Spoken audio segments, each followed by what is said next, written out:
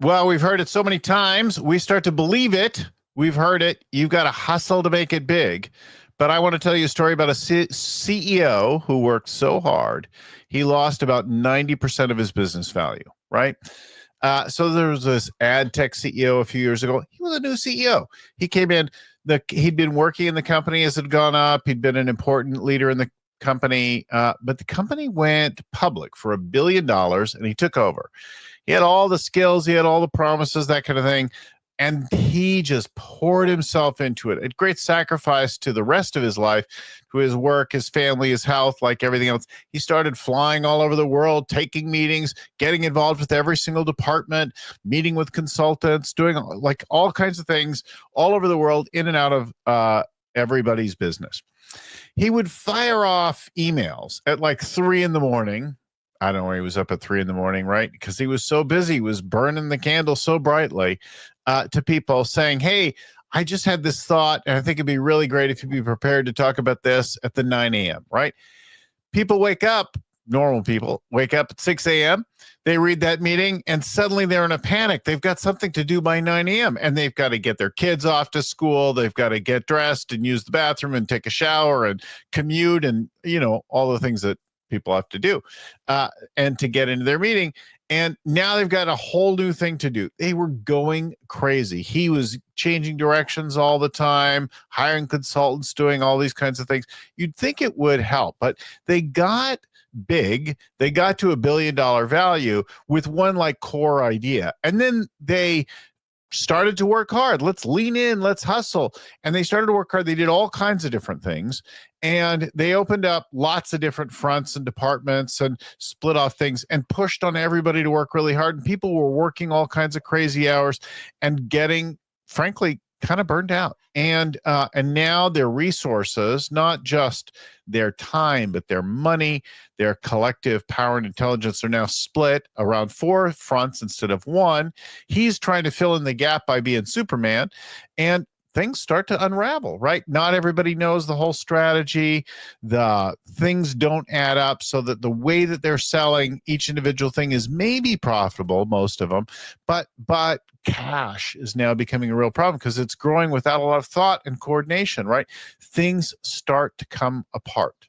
The whole company starts to fail, starts to become vulnerable to the competition. People aren't sure who they really are anymore because they're now talking about 4 different things instead of one. Again, he's trying to fill in. He's running around trying to spin all the plates, except there's only one of him, and everybody else is like just got their part of it now. And the company starts to come apart. Eventually, the parts of the company get sold off for almost 90% of what the peak value of the company was. Real significant cost. Did not reflect well on him and his career. All that hard work for naught. And the sacrifice to his family and everything else in the mix of all of that. I don't know the ultimate cost to him personally, but all parts of it suffered. And the company, instead of navigating all of those changes in the marketplace and continuing to be relevant, became irrelevant. The brand name is unknown today. It's been all the parts of it that still had value been absorbed into other companies, and that company is no more. The truth of it is, hustle culture is a lie. More work isn't better.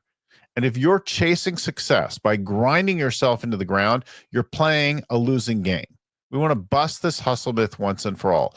If you're hustling and trying to fill all the gaps, and not like the peak or dealing with an emergency here and there is when you lean in, but if emergencies and leaning in and everything is everywhere all the time, and you're pushing yourself and then your team to unreasonable degrees for too long, you're not building a great team, you're not building a great company, and it will cost you. Not just the obvious things. We know it costs us in stress, in weight gain, in our health, in our blood pressure. We know it costs our relationships. We know it costs time with our kids. We know that our fun, our friends, our hobbies are among the first things to go, right? But also we lose our perspective. We stop really empowering other leaders. We get too hands-on with everything, and everything is sacrificed, and things start to come apart. Then we start to get desperate. It doesn't go well. It's time to change it. There are lots of reasons why you've done it. I've talked about those things before. I'll talk about them again. Why do we do what we do, right? And the obvious costs are to us personally. The hidden costs to our business are less obvious. We think if we just work a little harder, we're one of the smartest, most dedicated people on the team. Maybe if we just worked harder, it'd go better, but it doesn't. It has diminishing returns, right? Remember that a company 1,000 times bigger than yours is still generally led by one primary leader with a lot of other leaders in some kind of structure, and that person doesn't have any more time in the day than you have. They also have family and friends and health and relationships and all kinds of other interests and things like that they're attending to, either well or not so well. But fundamentally, like, you could run a company 1,000 times bigger and still be a real human, right? Still not be superhuman. So if that's the case, there are some things to shift, and it's time to start to shift your approach to things. First of all, get clear. Create a powerful, inspiring goal long out in the future that requires a breakthrough, that's transformational in nature. Create a big goal that lights you up, that scares you a little, scares your team in a good way, and then build a rich vision around that. Get clear about who the customer is and who you are for them and what you provide and how you're different from competitors. Like basic things in the world of strategy, and then start to build your team out, right? As you go, you'll upgrade, people come on and off the team, and people will level up or they won't, or that kind of thing. But you'll build in a culture of rooted in values with clear accountability for specific functions and roles, and you'll coach your people instead of directing them, instead of telling them what to do and solving every problem. You'll coach people to solve problems on their own, and therefore develop initiative with them. And then, put in good execution habits, set priorities on the regular, quarterly, set annual strategy updates, have some effective dashboards with a few numbers, not a million numbers. Put in a series of well-run meetings, a good cadence of meetings, and then go get a life, right? Get a life. Give some time back to the things that you love to do, that you used to love, that you used to spend real time with. And these are the things that are the key, right? So get a life, right? And what allows you to have a life is having been clear about what business you're in, what your fundamental strategy is, building people around it who can do the job, who are willing, but then letting them do the job, setting up the structure of the people in the culture so they can do the job, helping them level up to win at their game for whatever matters to them in life. Embracing and empowering execution. Don't resist having daily huddles. Don't resist a good weekly meeting or dashboards. Stop resisting or reinventing all that stuff. It's basic, right? That's basic stuff you can put in. Get an execution coach, or get any one of a number of folks to help you, get all these things done, and give some time back, right? Put the date night back in, spend time, get away to be with the kids, right? Take them on vacation or like whoever it was in your life, right? Put the hobbies back in that you gave up some years ago when you started working on the business. Have some fun. Those things will actually give you perspective. They will enrich you. And if you respect them for you, you'll respect them for your team. Everybody's going to be healthier, have lower blood pressure, more ability to navigate the stress, the chaos of the world that we live in, and go through all of those kinds of things together.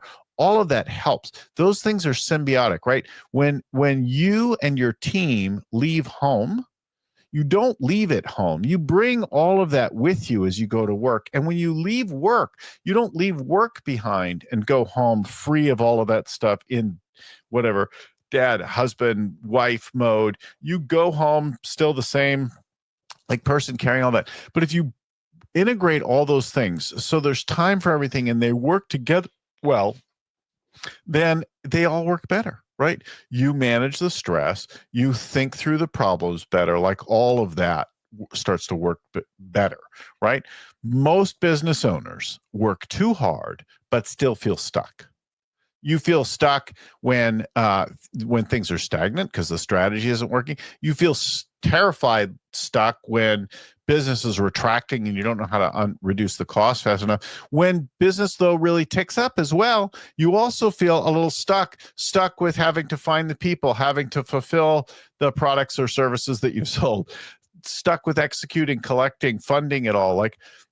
every place along that way, it is a challenge, right? But if you build a strong team, right, and you put in these things, you start to scale with ease. And that's the work that we do, helping you build a strong team, scale with ease. It's rooted in these ideas. Go start them on your own. And if we or another coach can help you, give us a ring. Find somebody like that to help you grow your business without sacrificing your life. We got one life to live, right? Let's do a great job of it. Let's do it in a way that we can hold our heads up high, that we're really proud of. I hope that's helpful for you. I hope it leads you to a little bit more. Until we talk to you again, keep scaling.